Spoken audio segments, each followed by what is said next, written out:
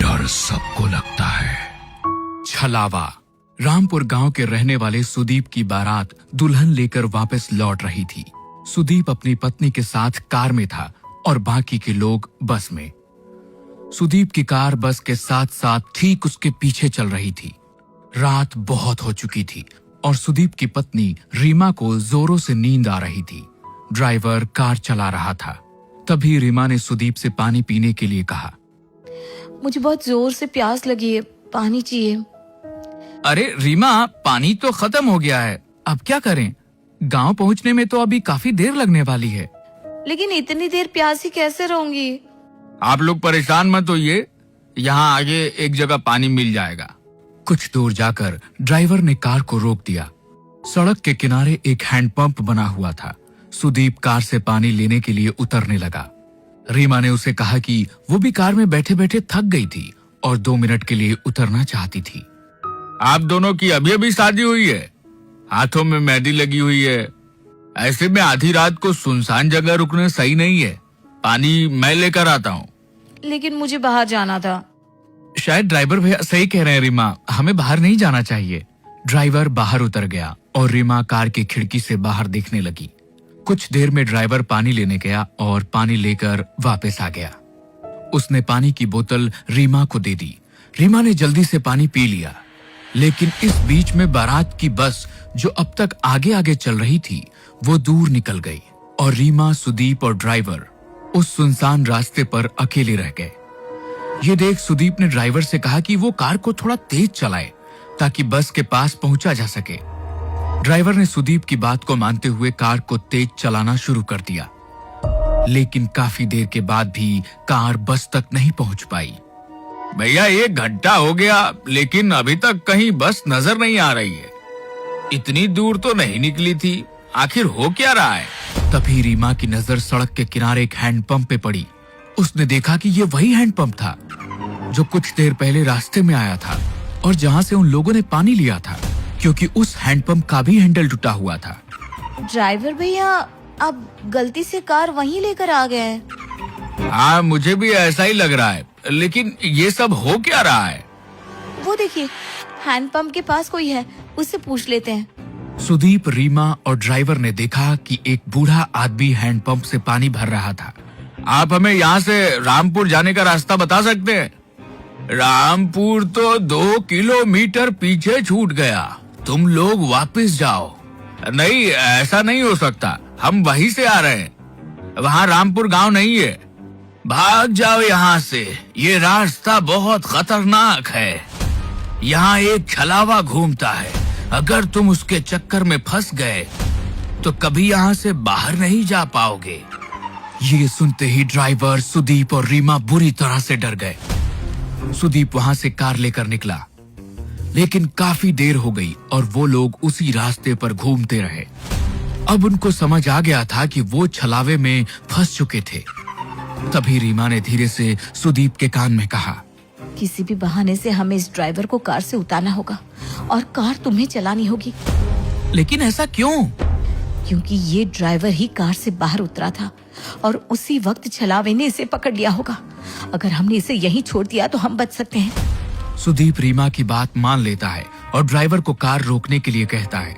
उसके बाद सुदीप खुद भी कार से उतर जाता है और ड्राइवर को बाहर आने के लिए कहता है। ड्राइवर बाहर निकलता है और सुदीप उसे धक्का देकर खुद गाड़ी में बैठ जाता है। सुदीप और रीमा वहां से भाग निकलते हैं। कुछ दूर जाने पर उन्हें अपनी बारात वाली बस नजर आती है।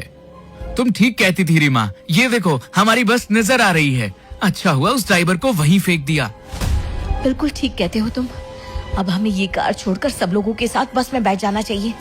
सुदीप कार को बस के आगे रोक देता है और वे दोनों अपने घर वालों के साथ बस में बैठ जाते हैं। बस आगे बढ़ने लगती है। थोड़ी देर बाद सुदीप की नजर बाहर हैंडपंप पर पड़ती है। ये वही हैंडपंप था जिसके पास से वो पहले 2 बार गुजर चुके थे। अब सुदीप को समझ नहीं आ रहा था कि ड्राइवर तो वहीं रह गया, फिर आखिर ये छलावा उसे अब भी क्यों हो रहा था। सुदीप ने ये बात अपने रिश्तेदारों को बताई। हम सब लोग एक छलावे में फंस चुके हैं, इससे बाहर कैसे आना है कोई नहीं जानता। लेकिन बेटा, ये छलावा होता क्या है? पापा, जब कोई इंसान एक्सीडेंट में मर जाता है तो उसकी आत्मा ऐसे सुनसान रास्तों पर भटकती रहती है और लोगों के सामने ऐसा भ्रम पैदा करती है कि वे आगे बढ़ रहे हैं, लेकिन वो उसी जगह पर घूमते रहते हैं। हम कभी अपने गांव रामपुर नहीं पहुंच पाएंगे। सुदीप की बात सुनकर सब लोग बुरी तरह से डर जाते हैं। तभी रीमा उठकर खड़ी हो जाती है। उसे बस की खिड़की से अब वो ड्राइवर नजर आ रहा था। रीमा ने इस बारे में सब लोगों को बता दिया। सब लोगों को लगा कि वो जितना ड्राइवर से बचने की कोशिश करेंगे उतना ही फंसते चले जाएंगे। इसलिए उन्होंने बस को रोका और ड्राइवर को बस के अंदर बुला लिया। इस छलावे से हम कभी बाहर नहीं निकल पाएंगे अगर हमने उसे अपने से दूर नहीं किया। तुम ही वो छलावा हो, इसलिए अब तुम्हें मरना होगा। अपनी जान बचाने के लिए खत्म कर देंगे। ऐसा कहते ही सुदीप और उसके पापा मिलकर ड्राइवर को मार देते हैं। कुछ ही देर बाद वो अपने गांव रामपुर पहुंच जाते हैं। वहां पर रीमा का स्वागत किया जाता है, लेकिन रीमा जैसे ही सिंदूर वाले पैर लेकर आगे बढ़ती है, उसके पैरों के निशान नहीं बनते। ये देखकर सब हैरान रह जाते हैं। बहू के पैरों के निशान क्यों नहीं बन रहे? इसका मतलब हमारी बहू के ऊपर कोई बुरी आत्मा का साया है। अब क्या करें? ये हमारी बहू नहीं बल्कि वो बुरी आत्मा है जिसकी वजह से हम फंस चुके हैं। नहीं, ऐसा नहीं है। मैं रीमा हूँ। मेरे साथ कुछ मत कीजिए प्लीज। अगर हमने तुझे छोड़ दिया तो हम सब मारे जाएंगे। नहीं, ऐसा मत कीजिए। मैं छलावा नहीं हूँ, मेरा भरोसा करो। ये आपका बेटा छलावा है। ये आपको जैसा दिखा रहा है ना, सब कुछ वैसा ही नजर आ रहा है। लेकिन कोई भी रीमा की बात पर यकीन नहीं करता। वो लोग उसे मारते नहीं हैं, लेकिन एक कमरे में कैद कर देते हैं। सुदीप के चाचा का बेटा राहुल ये सब कुछ चुपचाप देख रहा था। उसे लगा कि रीमा के ऊपर घर के सब लोग अत्याचार कर रहे हैं, इसलिए वो रात के वक्त उस कमरे में पहुंचा जहां रीमा को कैद किया गया था। तुम चिंता मत करो रीमा, मैं तुम्हें यहाँ से बाहर ले जाऊंगा। हाँ, प्लीज मेरी मदद करो। राहुल रीमा का हाथ पकड़कर उसे वहां से बाहर ले जाने के लिए निकलता है। तभी वहां पर परिवार के बाकी लोग आ जाते हैं। वो राहुल को वहां देखकर नाराज हो जाते हैं। ये तुम क्या कर रहे हो? मेरी पत्नी को कहां लेकर जा रहे हो? मेरी पत्नी का हाथ कैसे पकड़ा तुमने? आप लोग रीमा के साथ गलत कर रहे हैं। मैं उसे यहाँ से बाहर निकाल रहा था। तुम ऐसा नहीं कर सकते। आप मुझे नहीं रोक सकते। मैं रीमा को लेकर जाऊंगा। राहुल के इतना कहते ही सुदीप उसे धक्का देता है और राहुल दीवार से टकराकर वहीं गिर जाता है। उसके सिर से खून बहने लगता है। लेकिन तभी राहुल जैसा दिखने वाला एक और शख्स वहां आकर खड़ा हो जाता है। घर के लोग समझ ही नहीं पा रहे थे कि ये सब हो क्या रहा था। राहुल, तुम तो बेहोश हो गए थे।